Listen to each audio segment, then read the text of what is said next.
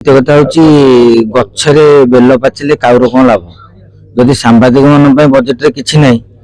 ତାହେଲେ ଆମେ କିଛି ନାହିଁ। मुख्यमंत्री मोहन चरण माझीଙ୍କର बजेट संबंधी अभिभाषण पूर्व किछि मत और मंतव्य गुंजन हेउथिला जे बेल पाचिले काउर की लाभ हुए। କଥା ହଉଛି ଗଛରେ ବେଲ ପାଚିଲେ କାଉର କଣ ଲାଭ। ଯଦି ସାମ୍ବାଦିକ ମାନଙ୍କ ପାଇଁ ବଜେଟରେ କିଛି ନାହିଁ ତାହେଲେ ଆମେ କିଛି ନାହିଁ। ଏହି राज्य बजेट रे सब वर्ग प्रति सरकार दृष्टि दैछंती किंतु सांबादिक मानक प्रति बजेट रे किछि व्यवस्था नाही। से जहाँ भी हो मुख्यमंत्री निज प्रतिक्रिया रे रखिचंती जे ऋण करी सदुपयोग कले जेभली परिवार स्वच्छल हुए सेहीपरि सरकार करुथिबा ऋणर सदुपयोग कले राज्यर मंगल हेबो। आसंतु सुनिबा डबल इंजन सरकार लोकप्रिय मुख्यमंत्री राज्य बजेट संपर्क रे कोन कहउचंती। नहले सेमानंकु अल्टरनेटिवली तांको व्यवस्था करा जिबार व्यवस्था एथिरे करा जाउची, भत्ता देवार व्यवस्था करा जाउची एवं सेथिपाई राज्य सरकार मध्य एथिरे आमे अर्थर व्यवस्था आमे करूछु जोथरे कि आगामी दिन रे विशेष भाव रे एथिरे लोक माने किबळी भाव रे प्रत्यक्ष भाव रे अधिक दिन काम करिवार सुजोग को सुनिश्चित करिबा हमर लक्ष्य या पूरण हो पार ताकू आम फरज कर राज्य सरकार बजेट व्यवस्था कर। बड़ समस्या सब बेले चर्चा हुए विधानसभा बाहर जे ये दादन समस्या तेणु दादन समस्यार स्थायी समाधान करने आम गोटे नूतन प्रयास आरंभ करूँ आहार ये अभियान नाम रखीचु डाल खाई dignified access to livelihood knowledge health and allied infrastructure ये नामक जो प्रयास आम आज आरंभ कर निश्चित भाव में आगामी दिन में एथिरे किभली भाव में समन्वय को सुदृढ़ कर स्थायी एवं सुरक्षित जीविका सृष्टि करा जाई परिबो आम अंचल लोक मैंने आउ से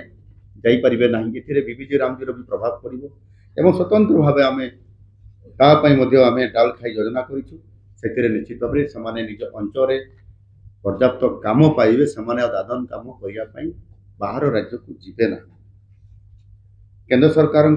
पदक्षेप को सहयोग करने रेयर अर्थ कॉरिडोर निमंते आमे एबे रास्ता ये फिटुची जो कि आम बजेट रे व्यवस्था करूँ एवं भारत सेमिकंडक्टर मिशन प्रोत्साहन ये अधीन भारत सरकार द्वारा प्रदत्त पुंजी निवेश सब्सिडी अतिरिक्त 50% प्रदान करुच्ची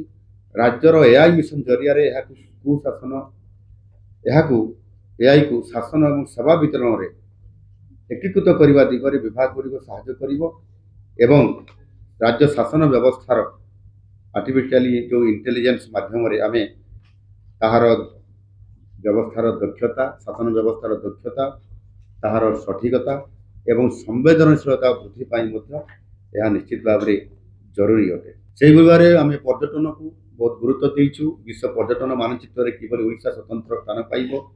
से 2026-27 बजेट रे पर्यटन क्षेत्र निमंते आम 1023 कोटी टंका व्ययबराद करूँ यह गत वर्ष तुलन में 25% अधिक आमर समृद्ध ऐतिह्यर प्रदर्शन